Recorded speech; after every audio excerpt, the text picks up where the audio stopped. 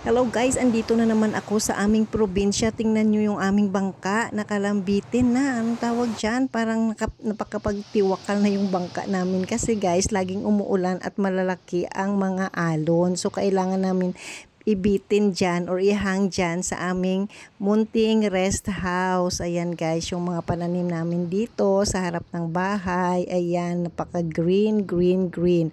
Mayroong atis, mayroong nangka, mayroong kalamansi at iba pa. O naglinis muna ako dyan para naman malinis tingnan yung aming tabing dagat. So ayan guys, nandyan sa likod yung aming napakaliit at napaka-cute, napakaganda na aming bahay kubo. Napakasarap tumambay dyan sa bahay kubo na yan dahil makikita mo yung mga alon at saka mga mangingisda.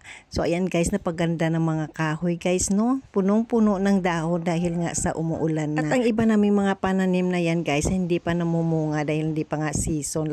Lalo na yung atis at saka nangka. So yan lang guys, tingnan yung bangka, napakaganda ng posisyon. Bye!